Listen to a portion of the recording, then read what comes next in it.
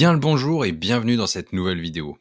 Aujourd'hui, je vais vous passer à la loupe mon impression du petit mais costaud Google Pixel 8a. Je vais vous présenter ses qualités mais aussi ses défauts, selon mon point de vue. Il est petit, arrondi, assez plat et surmonté d'une légère bande pour les capteurs photo. Celle-ci n'est pas à mon goût, bien qu'elle ait le mérite d'être malgré tout bien finie. La surépaisseur de cette bande reste minime, et c'en est très appréciable.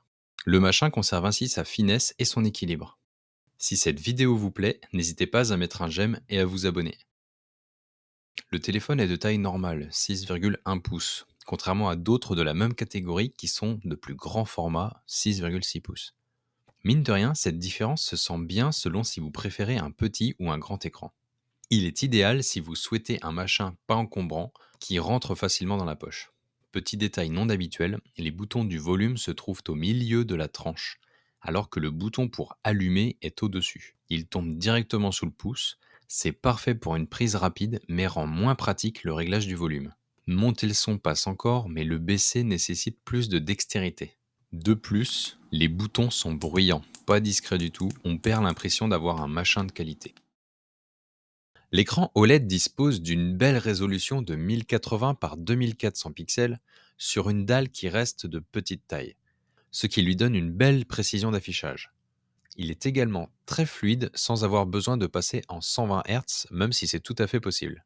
Il est aussi très lumineux, c'est bien appréciable. Le processeur Tensor G3 embarqué dans ce petit bébé est véloce. Il tient bien la route et je n'ai pas senti de ralentissement. Même ici, en switchant de jeu en jeu, il fait très bien le taf. Ce Pixel 8a est agréable à utiliser.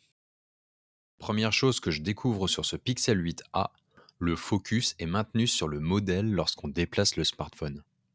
J'ai presque envie de parler d'une révolution alors que c'est juste une fonction qui devrait être native depuis longtemps.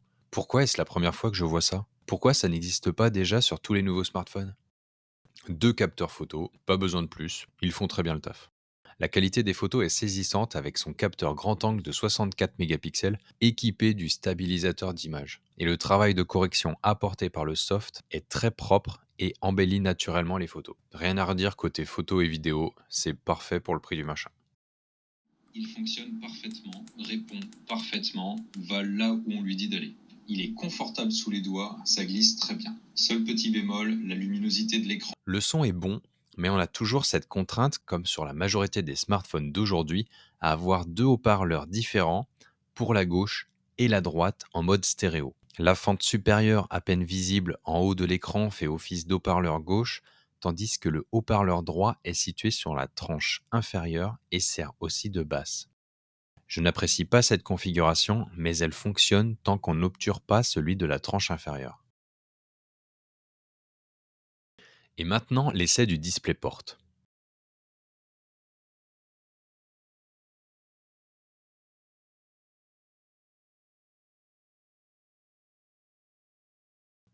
Eh bien, il est là. L'écran est bien dupliqué. C'est une belle surprise pour un smartphone de milieu de gamme. L'autonomie de cette machine est plutôt bonne. Il est de petite taille, mais il en a dans le ventre.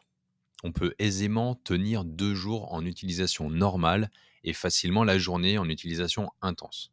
Bon, pas trop intense non plus. Ils annoncent tenir en moyenne 31 heures avec un usage standard, ce qui me semble cohérent avec mon ressenti. La batterie dispose d'une capacité de 4500 mAh, rien de folichon, mais ça fait le taf. Par contre, ils annoncent aussi une recharge rapide, avec beaucoup de guillemets. Je ne vous mens pas, voyez par vous-même. Une recharge rapide de 18 watts, 2 ampères à 9 volts. De quoi couper le souffle. Avec toute cette puissance de charge, en moins de 2 heures, votre téléphone est chargé. Non, sans rire. Qu'est-ce qu'une charge non rapide dans ce cas? 8 heures de charge? Même le OnePlus Open est chargé en une demi-heure. Ça, c'est vraiment une charge rapide. Annoncé à 189 grammes, eh bien il en pèse un de moins. Il tient plutôt bien en main et son poids est bien réparti. Pour un smartphone de son gabarit, on sent qu'il est là, mais son poids est correct. En charge, la température reste correcte. Elle atteint son palier maximum de 35 degrés au bout de 25 minutes. Il reste une demi-heure avant de redescendre. Sur un usage normal comme Maps, à utiliser l'écran et la data en continu, ça ne chauffe pas tant que ça. Il faut minimum une demi-heure pour passer de 25 degrés à 35 degrés. Sur Genshin Impact, j'ai mis les graphismes à fond pour pousser la surchauffe et voir le comportement du 8A, ce qui bien sûr n'est pas recommandé par le jeu lui-même. La température du jeu monte jusqu'à 45 degrés au bout de 10 minutes d'utilisation. Ça devient trop chaud pour jouer. En revanche, le jeu reste jouable avec les graphismes adaptés, mais c'est moins beau à voir. Même constat sur Black Desert, 41 degrés au bout de 6 minutes, 43 au bout de 7. Là, c'est juste injouable. Sur des jeux plus courants et moins gourmands comme Grim Valor ou GTA, on peut aisément faire des parties d'une demi-heure sans problème. La température montant tranquillement jusqu'à 36 degrés, ce qui ne gêne pas lors du jeu. J'ai également fait un essai de température en filmant une vidéo en 4K et 60 images par seconde. Il est monté assez vite à 40 degrés en une dizaine de minutes et la température continuait de grimper. Sur un support ça passe, mais tenu à la main, c'est compliqué de filmer longtemps sans se brûler les doigts. Petit bilan des essais thermiques. Pour le commun des utilisateurs, il gère bien un usage standard, mais pour une utilisation plus intense nécessitant davantage le processeur, la surchauffe est quasi inévitable. L'inconvénient d'avoir les puces situées au bord de l'appareil et d'avoir un cadre en aluminium, c'est que ça chauffe vite la bordure. Pile à l'endroit où on maintient le machin. C'est dommage. Voici les points négatifs que j'ai constatés lors de l'utilisation de ce smartphone. Il n'a uniquement qu'un seul slot pour une unique carte SIM, pas de seconde SIM ni d'emplacement de carte micro SD, mais il permet quand même la combinaison avec une eSIM. La chauffe pendant un jeu gourmand, il n'est pas fait pour jouer ou alors seulement à des petits jeux. La petite blague du bouton qui ferme toutes les applications, il est caché avant la première application ouverte, faut le savoir. La charge limitée à 18 watts, presque 2 heures pour passer de 5% à 100%. Et ils appellent ça une charge rapide. Non mais vraiment, sans déconner. Des bordures vraiment épaisses et qui visuellement jurent pour un machin de cette taille. On peut les oublier par moments, mais on finit toujours par les voir. Le poinçon de la caméra selfie qui fait perdre un bout de l'écran, que ce soit la forme du poinçon ou bien une barre complète diminuant la taille totale de l'affichage. L'emplacement des boutons du volume, je suis habitué à les avoir plus haut et là, le fait qu'ils soient en plein milieu de la tranche, ça les rend moins accessibles et moins confortables à l'utilisation à mon goût. Les boutons sont bruyants. Pour la discrétion en réunion, ne l'utilisez pas. Heureusement, il peut être déverrouillé directement par l'écran sans appuyer sur le bouton. Le capteur d'empreinte sous l'écran, même s'il est correctement placé, c'est pas pratique si on veut le protéger avec un verre trempé. Pas de port mini jack. Une tonalité stridente, dérangeante lorsqu'on passe un appel vers un fixe. Est-ce que ça vient vraiment du smartphone? Je ne sais pas, mais je n'ai pas eu de soucis avec d'autres téléphones. Et voici les points positifs, car mine de rien, il en a, et des bons. Premièrement, il est fin, 9 mm d'épaisseur. Mine de rien, avoir un smartphone aussi fin qui tient bien la route, c'est bien agréable.